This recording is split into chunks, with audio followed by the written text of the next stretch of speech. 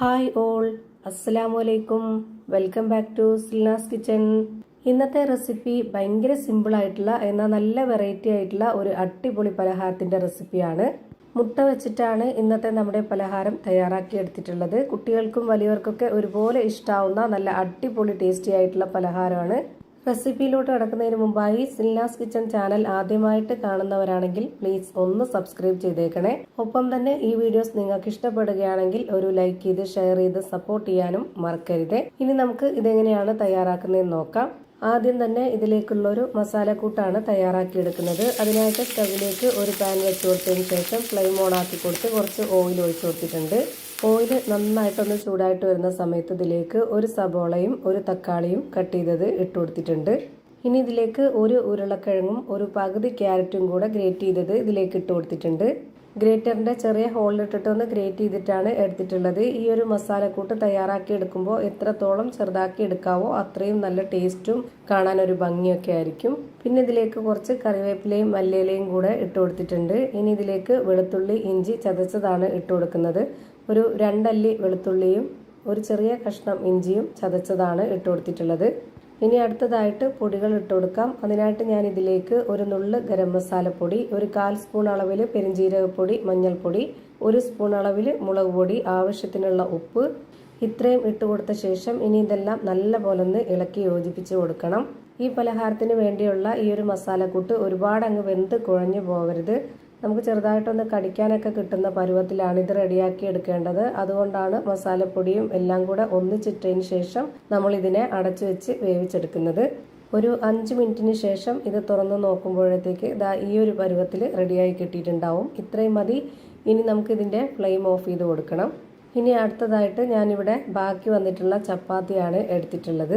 ഇങ്ങനെ ബാക്കിയായ ചപ്പാത്തി ഇല്ലാന്നുണ്ടെങ്കിൽ നമുക്ക് സാധാരണ ചപ്പാത്തിക്കൊക്കെ മാവ് കുഴച്ചെടുക്കുന്ന പോലെ കുഴച്ച് പരത്തി ഇതുപോലെ എടുക്കാവുന്നതാണ്.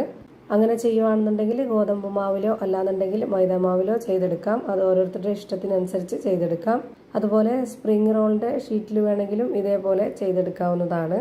ഞാനിവിടെ ചുട്ടു വെച്ചിരുന്ന ബാക്കിയായിട്ടുള്ള ചപ്പാത്തിയാണ് എടുത്തിട്ട് അതിൽ ചെയ്തെടുക്കുന്നത്.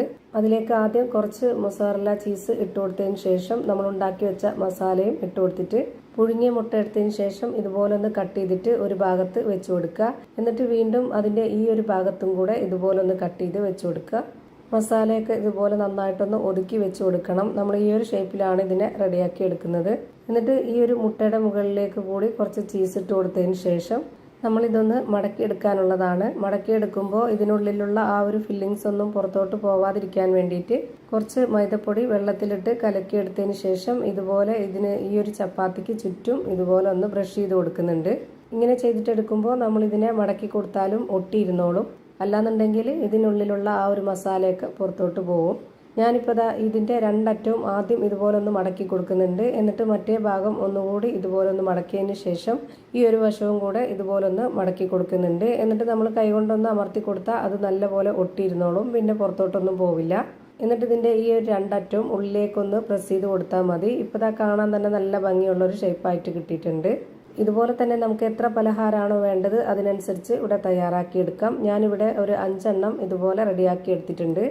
ഇനി ഇതിന് മുകളിലേക്ക് കൂടി ഇതുപോലെ കുറച്ച് ചീസ് ഇട്ട് കൊടുക്കുന്നുണ്ട്. എന്നിട്ട് നമ്മൾ നേരത്തെ റെഡിയാക്കി വെച്ചിട്ടുള്ള ആ ഒരു മസാലക്കൂട്ടും കൂടെ കുറച്ച് വെച്ച് കൊടുക്കുന്നുണ്ട്.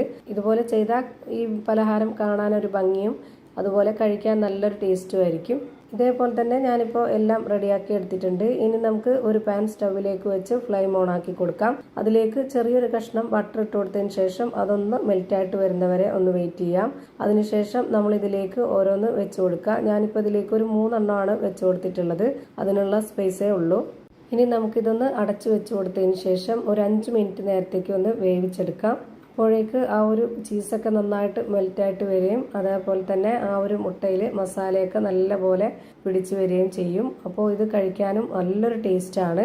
ഇപ്പോൾ ഒരു 5 മിനിറ്റ് സമയം കഴിഞ്ഞിട്ടുണ്ട്. ഇനി നമുക്കിതൊന്ന് തിരിച്ചിട്ട് കൊടുക്കാം. തിരിച്ചിട്ട് കൊടുത്തതിന് ശേഷം ഒരുപാട് സമയത്ത് വേവിച്ചെടുക്കരുത്. ഒരൊറ്റ മിനിറ്റ് നേരം മാത്രം ഇതൊന്ന് തിരിച്ചിട്ട് വീണ്ടും അടപ്പ് കൊണ്ടൊന്ന് അടച്ചു വെച്ചിട്ട് വേവിച്ചെടുക്കാം. ഇതേപോലെ തന്നെ നമ്മൾ എത്ര എണ്ണമാണോ വേവിച്ചെടുക്കാനുള്ളത് അത്രയും വേവിച്ചെടുക്കുക. അതുപോലെ ഇത് ബട്ടറിൽ ചെയ്തെടുക്കുന്ന പോലെ തന്നെ നെയ്യിൽ വേണമെങ്കിലും ചെയ്തെടുക്കാം. അതുമല്ലെങ്കിൽ ഓയിലിലും ചെയ്തെടുക്കാം. ഇപ്പോൾ ദാ 1 മിനിറ്റ് സമയം കഴിഞ്ഞപ്പോഴേക്ക് ഞാനിതൊന്നും കൂടി തിരിച്ചിട്ട് കാണിക്കുന്നുണ്ട്. ഇപ്പോൾ റെഡിയായി. ഇനി നമുക്കിത് ഓരോന്നോരോന്നായിട്ട് എടുത്തു മാറ്റാം. ഇതുപോലെ തന്നെ എല്ലാം റെഡിയാക്കി ഒരു പാത്രത്തിലേക്ക് മാറ്റിയിട്ടുണ്ട്. അപ്പോൾ ഇതാ എളുപ്പത്തിലുള്ള നല്ല ടേസ്റ്റി ആയിട്ടുള്ള ഒരു വെറൈറ്റി ആയിട്ടുള്ള ഒരു അടിപൊളി പലഹാരം റെഡിയായി കിട്ടി. ഇതിപ്പോൾ കാണാനും നല്ല ഭംഗിയുണ്ട്, അതുപോലെ തന്നെയാണ് കഴിക്കാനും നല്ല ടേസ്റ്റാണ്. ഇതിനകം എങ്ങനെയാണ് ഇരിക്കുന്നതെന്ന് അറിയാനായിട്ട് ഞാനൊന്ന് കട്ട് ചെയ്ത് കാണിച്ചു തരാം. അപ്പോൾ ഇതാ ഇത്രയേ ഉള്ളൂ ഇന്നത്തെ വീഡിയോ ഇഷ്ടമായാൽ ലൈക്ക് ചെയ്യാനും കമൻറ്റ് ചെയ്യാനും ഷെയർ ചെയ്യാനും മറക്കരുത്. ഞാനിടുന്ന വീഡിയോസ് നോട്ടിഫിക്കേഷനായിട്ട് കിട്ടുന്നതിന് വേണ്ടി സബ്സ്ക്രൈബ് ചെയ്ത് ബെല്ലൈക്കൺ അമർത്തി അതിൽ ഓൾ എന്ന ഓപ്ഷൻ എനേബിൾ ചെയ്ത് കൊടുക്കാനും മറക്കരുത്. പുതിയൊരു വീഡിയോയുമായി വീണ്ടും വരും. Thank you for watching.